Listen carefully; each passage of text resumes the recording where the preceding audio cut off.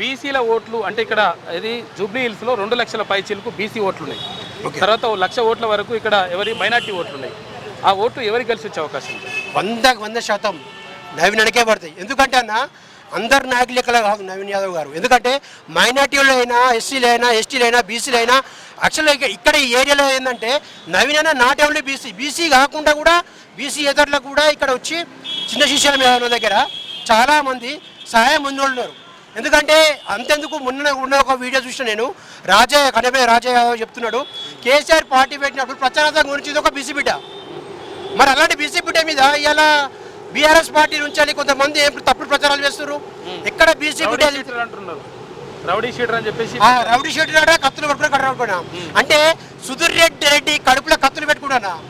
రెడ్డిలు ఎలా అంటే కానీ మనము అందరు కాదు, కానీ ఈ రాజకీయ మనం కుట్ర చేస్తున్న వాళ్ళు ఆయన కడుపులో కత్తులు పెట్టుకొని ఎటు ఉషపోక బలిసిన మాటలు మాట్లాడుకుంటా బీసీ బిడ్డలు ఎట్లా కదొక్కాలని చెప్పేసి ఇది ఒక ప్లాన్ కుట్ర జరుగుతుంది ఇక్కడ.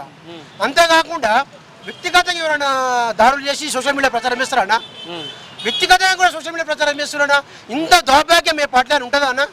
అంటే దీని ద్వారా నేను చెప్పదలుచుకున్నది ఏంటంటే బీసీలు ఖచ్చితంగా మేల్కోవాల్సిన సమయం ఆసనమైంది.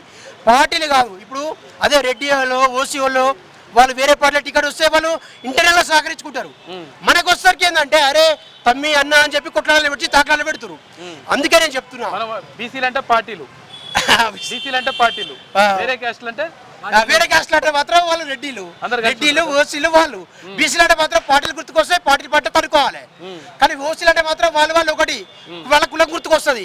మళ్ళీ బయటకు వచ్చామని చెప్తారు, అరే కులం ఎక్కదురా బాయ్, కులం ఉందా అసలు, ఆ కులం ఎక్కడదా అని చెప్పి మాట్లాడతారు. ఇలాంటి కుట్రలకు మన బీసీలు బలి కావద్దు.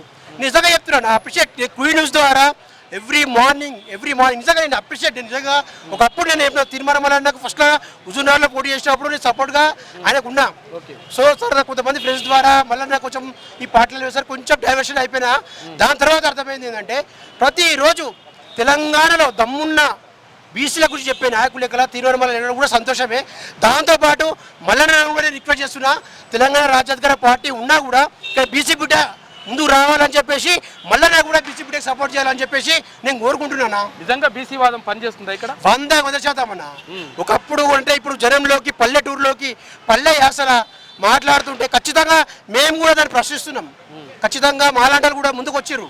ఎందుకంటే ఖచ్చితంగా ప్రశ్నిస్తాం. బీసీ వాదం 100% భవిష్యత్తులో జరిగే ఉద్యమమే అది, ఇప్పుడు జరుగుతున్న ఉద్యమం కూడా అదే.